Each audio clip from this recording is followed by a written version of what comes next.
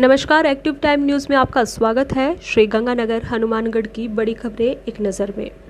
टिकी है कल के अनलॉक पर निगाहें, व्यापारी वर्ग को सरकार से राहत की उम्मीद। कोरोना की चेन पड़ी कमजोर, पॉजिटिव केसों में गिरावट। कोरोना भी दूसरी लहर में संक्रमण की चेन तोड़ने के लिए राज्य सरकार ने प्रदेश में 8 जून तक की सुबह 5 बजे तक लॉकडाउन लगा रखा है।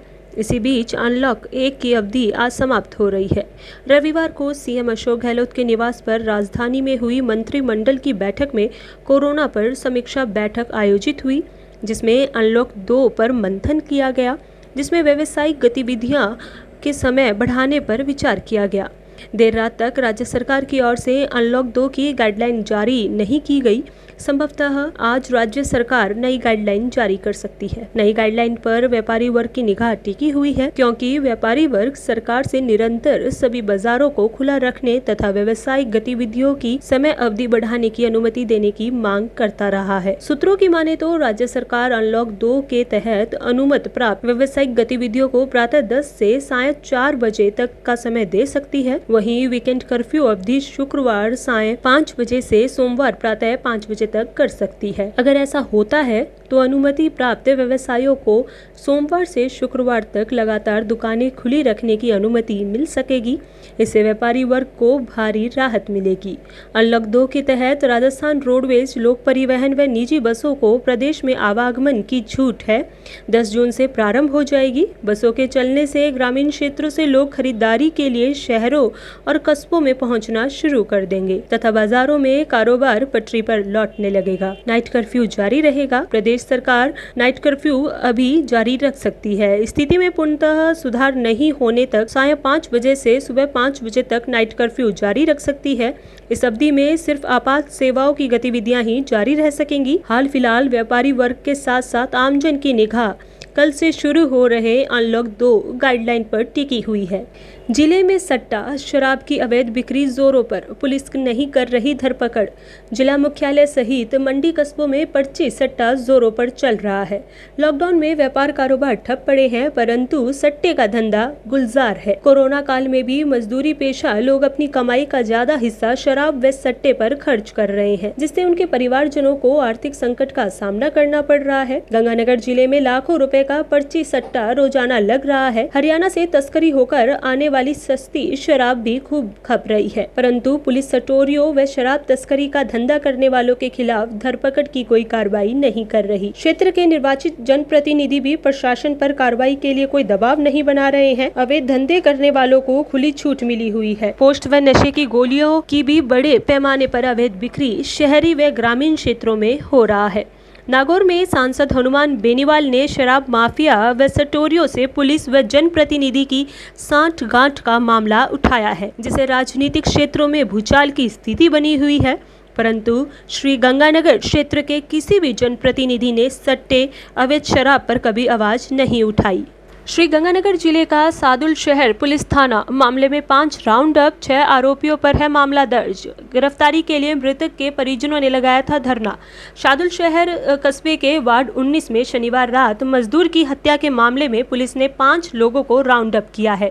हालांकि पुलिस अब तक इस मामले में राउंड अप किए लोगों के नाम का तो खुलासा नहीं कर रही है, लेकिन उनका कहना है कि वे जांच में जुटे हैं और जल्द ही बड़ी जानकारी सामने लेकर आएंगे। मृतक के परिजनों ने किया था प्रदर्शन। कस्बे के वार्ड 19 में श्रमिक मान सिंह उर्फ माना की हत्या के बाद परिजनों ने शनिवार को देर रात कस्बे के सरकारी अस्पताल पर प्रदर्शन किया था। देर रात तक मृतक के परिजन और मोहल्ले के लोग अस्पताल में जुटे रहे थे। इस दौरान पुलिस के समझाइश करने के बाद भी परिजन नहीं माने और उन्होंने शव लेने से इनकार कर दिया था। इस पर पुलिस के 5 दिन में आरोपियों की गिरफ्तारी के आश्वासन पर परिजन माने तथा शव लिया और धरना हटा दिया। थानाधिकारी सतवीर मीना का कहना है कि वार्ड 19 मर्डर मामले में पुलिस शीघ्र सारी जानकारी सामने लाएगी। उनका कहना था कि 5 आरोपियों को राउंड अप किया गया है।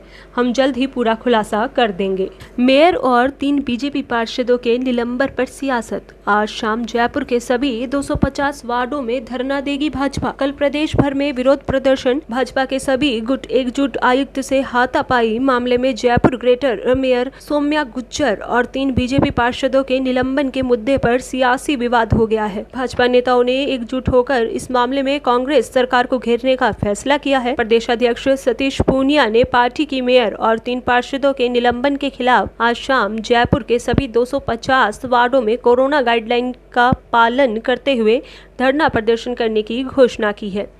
कल मंगलवार से सभी शहरों में मंडल स्तर पर विरोध प्रदर्शन किया जाएंगे। मेयर और पार्षदों के निलंबन के खिलाफ भाजपा के सभी खेमों के नेता एकजुट हो गए हैं। पूर्व मुख्यमंत्री वसुंधरा राजे, बीजेपी प्रदेशाध्यक्ष सतीश पूनिया, उपनेता प्रतिपक्ष राजेंद्र राठौड़, विधायक अशोक लाहोटी सहित कई नेताओं ने मेयर पार्षदों के निलंबन को लेकर सरकार पर निशाना साधा है। शराब तस्करी में फंसे सिरोही एसपी पर 20 लाख की धोखाधड़ी का भी केस था।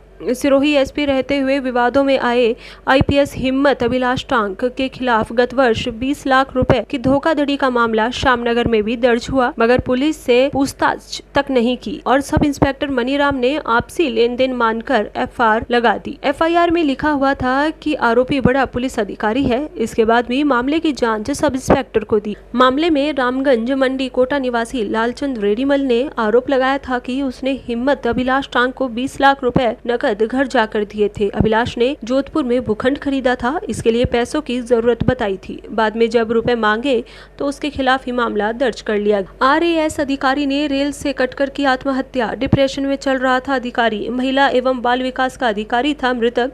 राजस्थान प्रशासनिक सेवा के अफसर मोहन सिंह चारण ने जयपुर के करधनी इलाके में सोमवार को ट्रेन के सामने आकर खुदकुशी कर ली। उनका शव रेलवे ट्रैक पर देखकर किसी राहगीर ने पुलिस को सूचना दी। तलाशी के दौरान मृतक अफसर की जेब से एक साइड नोट मिला, जिसमें मानसिक अवसाद में होने और उनकी मौत के बाद किसी को परेशान नहीं करने की बात लिखी है। थाना प्रभारी राजेश बाफना ने बताया कि मोहन सिंह चारण गांधीनगर स्थित महिला एवं बाल विकास विभाग में तैनात थे। पेट्रोल से परेशान।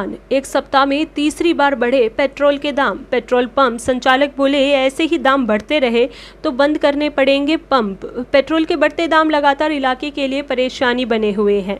जून के पहले सप्ताह में लगातार तीसरी बार पेट्रोल के दाम बढ़ने के बाद श्री गंगानगर में सामान्य पेट्रोल 106.37 रुपए प्रति लीटर तक पहुंच गया है। वहीं एक्स्ट्रा प्रीमियम पेट्रोल रविवार को 109.66 रुपए प्रति लीटर तक पहुंच गया। पेट्रोल के बढ़ते दामों से आमजन के सामने संकट बढ़ता जा रहा है। पेट्रोल पंप संचालक बताते हैं कि लगातार बढ़ रहे पेट्रोल के दाम के पीछे बड़ा कारण राज्य सरकार की ओर से निर्धारित टैक्स और परिवहन लागतें हैं। श्री गंगानगर में परिवहन लागतें ज्यादा आने के कारण यहाँ दाम भी अधिक रहते हैं। श्री गंगानगर में पेट्रोल की बड़ी कीमतों से पेट्रोल पंप संचालक भी परेशान है। पेट्रोल पंप संचालक बताते हैं कि उनके यहाँ बढ़ रहे पेट्रोल के दाम उनका व्यापार पहले के मुकाबले 1/4 रह गया है। वहीं पड़ोसी राज्य पंजाब में पेट्रोल 10 रुपए तक सस्ता होने से यहाँ के लगातार बढ़ते दाम परेशानी बने हुए हैं। वे बताते हैं कि श्री गंगानगर में देश में सबसे महंगा पेट्रोल बिक रहा है।